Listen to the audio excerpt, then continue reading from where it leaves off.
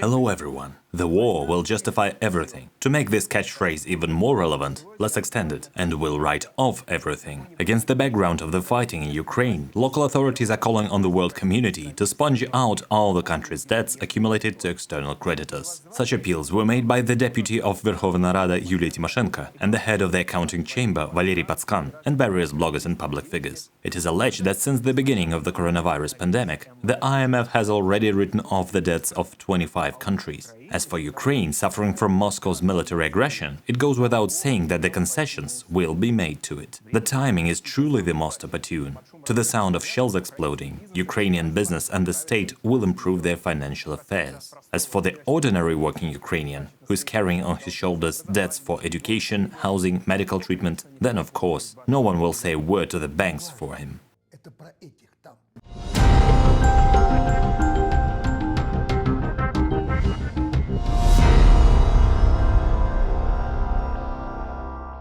At the end of 2021, Ukraine's external debt broke through the $125 billion mark. Of these, more than 53 billion are government obligations. In this way, the government has been closing holes in the budget for years, but now the money has to be given back. Together with internal debts in 2021, Kyiv had significant payments, almost $16 billion. In general, Ukraine needs to spend up to 50% of the state budget on servicing loans. To pay off external debts, a new tranche from the IMF is urgently needed. But the fund has recently been reluctant to contact the Ukrainian authorities. Back in 2020, a huge gap appeared in the budget of Ukraine. According to the Ministry of Finance, the deficit reached $11 billion. That became a record in 5 years. The country's economy had already been not in a good place, and last year it was also hit by a pandemic. As a result, tax revenues to the budget seriously decreased, and the state budget was closed with a deficit. To finance this deficit, Ukraine is actively taking foreign loans. The total state and state-guaranteed debt has already exceeded 65% of GDP. Meanwhile, in 2021, Kyiv had to make peak payments on external loans. According to the Ukrainian Ministry of Finance, this is almost $20 billion, of which more than a quarter is interest. According to the ministry, the country's economy requires significant funding, including external. Hopes are still pinned on further cooperation with international partners, which will ensure the low cost of new investments and stable access to the world financial markets. In June 2020, the IMF approved a standby program for Kyiv with a total volume of about $5 billion, immediately allocating the first tranche of financing in the amount of $2.1 billion. A standby loan is a special form of an IMF loan, in which the fund reserves a specified amount by a set date, and the client uses it in part or in full depending on the loan needs. In this case, the country receives a guarantee that it will be able to borrow foreign currency within the amount at any time during the term of the agreement and subject to its conditions. Such a loan is usually granted for up to 2 years. The program assumed the allocation of 4 tranches. However, the agreed schedule was broken and financing was suspended due to Ukraine's failure to fulfill its obligations to the IMF. To ensure the independence of the central bank, to lower inflation, to reduce the role of the state in the economy, to introduce tough fiscal measures, by this is meant slashing social spending, for ensuring debt sustainability. As a result, the second tranche in the amount of only $700 million was allocated only in November 2021. In general, observers consider the strategy under which Kyiv continues to enter the state debt market to be dangerous. The volume of borrowing is growing like a snowball, and the Zelensky government is only making the problem worse. By collecting loans without the necessary reforms, the cabinet of ministers is actually pushing the economy on the path of ruin. The picture looks quite alarming if we take into account Ukraine's sales of securities tied to GDP growth rates, the so-called GDP-linked warrants. They were released during the restructuring of the Ukrainian debt in 2015. At that time, Ukraine's economy, exhausted by the war in the southeast, was in default. The government's projected payments for debt repayment and servicing until 2019 were estimated at $15 billion. And even then it was clear that it would be impossible to find such funds in the conditions of war, economic and financial crisis. Therefore, the Yatsenyuk government began negotiations on the restructuring of the state debt with investors, who formed a creditors' committee. The debt restructuring included external obligations of the state totaling about $18 billion. According to the terms of the agreements, the creditors agreed to write off 20% of the debt, which is about $3.6 billion. For the rest of the debt, in the amount of $14.4 billion, the maturity dates were extended by 4 years. But the interest for servicing these debts increased from 7.2% to 7.75%. At first glance, the terms of the restructuring were favorable for Ukraine. Some of the state debts were written off, and the payment deadlines for the rest of the obligations were postponed. However, this is only at first glance. The $3.6 billion write-off was not unconditional. For these, creditors were offered a pleasant bonus, a value recovery instrument, GDP-linked warrants, which should compensate for the amount of debt written off. In general, a warrant is a derivative security, that is, an exchange contract. Standard warrants are widely used in the stock market. These instruments give the holder the right to buy the company's shares at a predetermined price in the future. In the field of state debt, warrants have a slightly different meaning. They are guarantees of the government of the country, providing for payments to the owner of these instruments, depending on certain indicators of the national economy. Ukraine was not the first country in the world to issue GDP-linked warrants. Prior to that, such derivatives were issued, for example, by Argentina, Uruguay, Bulgaria and Greece. As a rule, warrants were issued during debt restructuring negotiations with creditors. The total nominal value of Ukrainian GDP-linked warrants is $3.24 billion.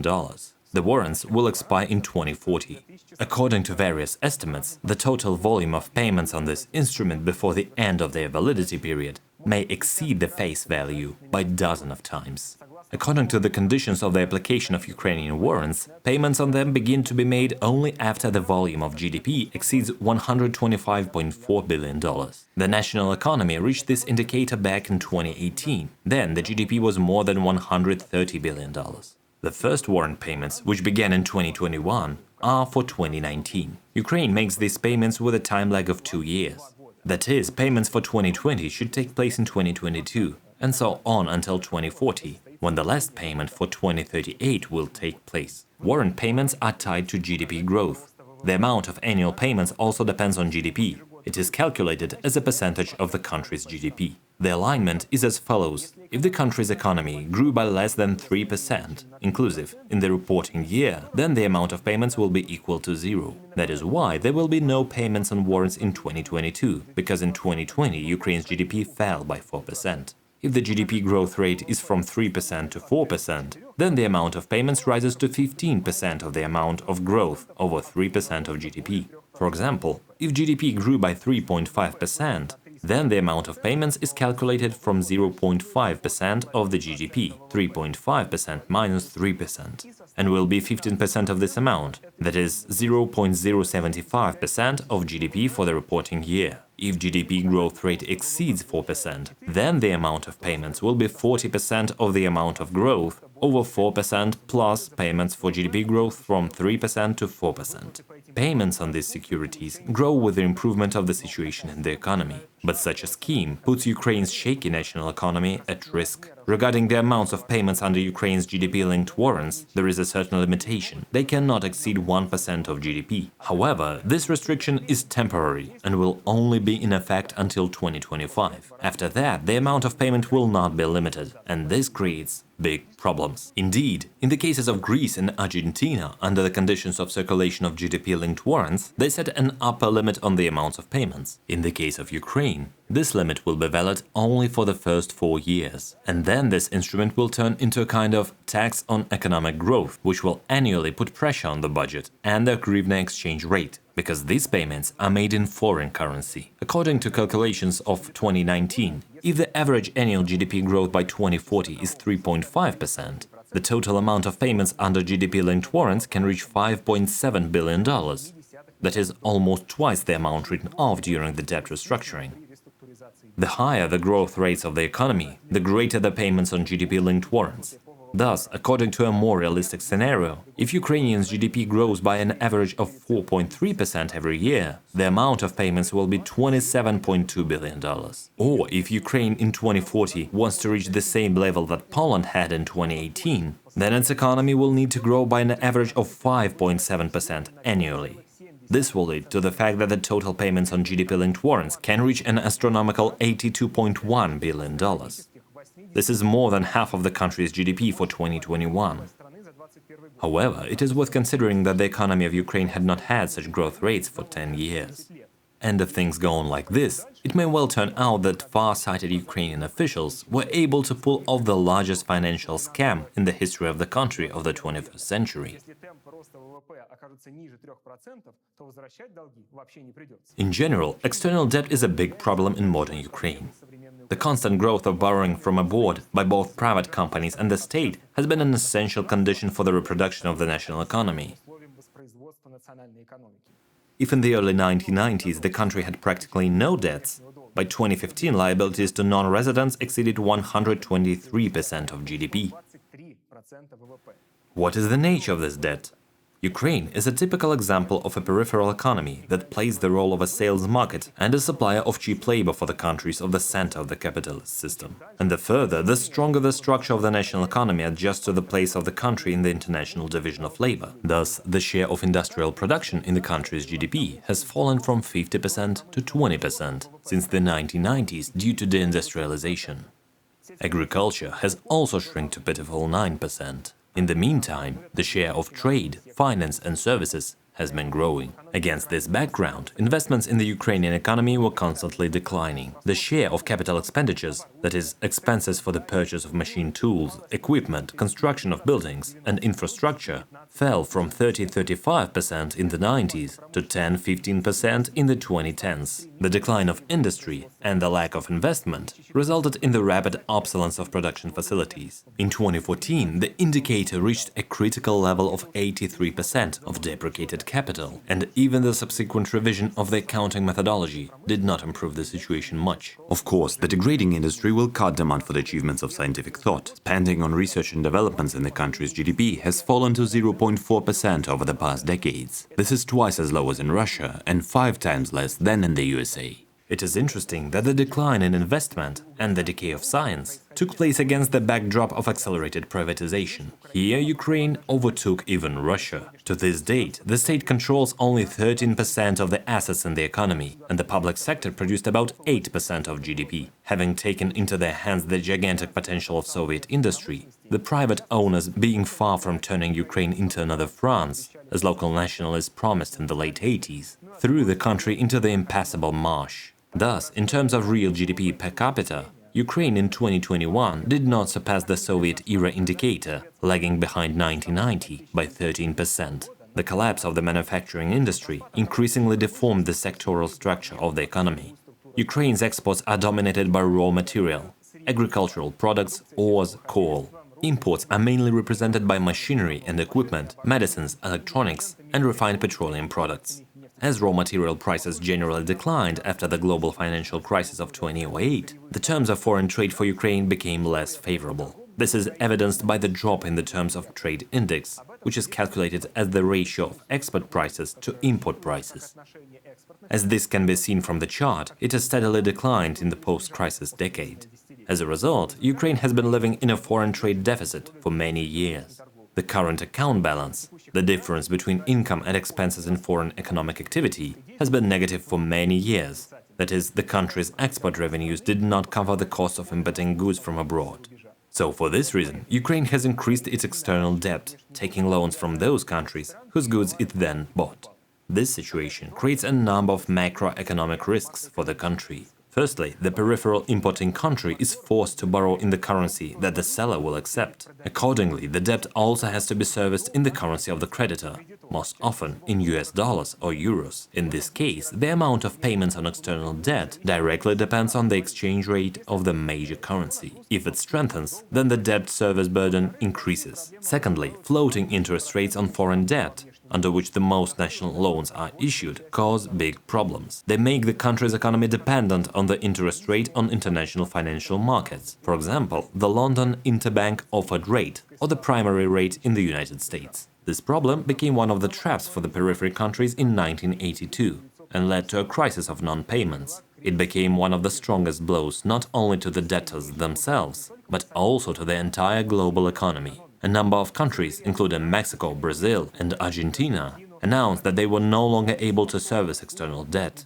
This happened because the United States, as part of Reagan's neoliberal reforms, switched to a tighter monetary policy to reduce inflation. interest rate in the United States rose sharply, and with them did the interest on the external debt of the periphery countries. Meanwhile, about half of Ukraine's external debt is servicing on a floating rate basis. The third problem is the excess of real interest rates over GDP growth. According to the laws of the market, a higher interest rate is set on debt instruments of underdeveloped countries than on securities of the central countries. And if the interest rate turns out to be higher than the country's GDP growth rate, then in this case an increasing part of the national income will go to servicing loans. And the conditions for economic growth will worsen from year to year. Problem number 4 is the limitation of debtors' economic and political sovereignty. The inability to repay the external debt forces the state to turn to international credit institutions, such as the IMF and the World Bank. Their financial assistance is usually accompanied by a set of certain conditions and recommendations: freedom of movement of capital, liberalization of foreign trade, privatization, minimization of government spending on social programs, refusal to protect the environment, reduction of wages, restriction of workers' rights, increased tax pressure on the poor, and similar measures.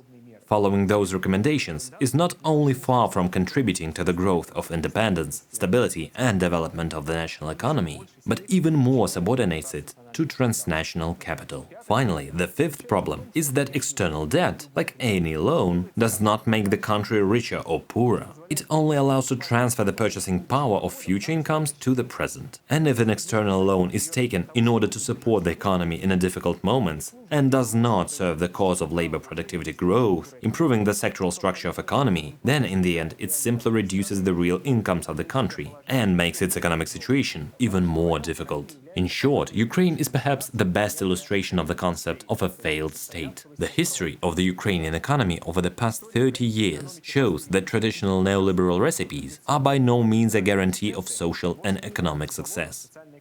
The change of persons in power, total privatization and liberalization of economic relations, demonstrative decommunization and integration with the EU, all those are not only far from bringing stability and prosperity to the country, but also set it back in development for several decades. The current military conflict in Ukraine is the ongoing consequence of the collapse of the Soviet Union, the event which expanded the periphery of world capitalism, including in it former Soviet republics that had long gone through the process of industrialization and had developed diversified economies. Now Ukraine is becoming a battleground of Russian and Western capital for the right to control its territory, its resources and its market. In a desperate attempt to keep the shrinking food base, Russian capital turned to the last argument: the use of military force, thereby recognizing that it is not capable of preserving their allies with diplomatic, economic, cultural and ideological ties. And while the common people suffer, the gentlemen are trying to write off debts at an easy rate, turning a humanitarian catastrophe to the benefit of their pockets.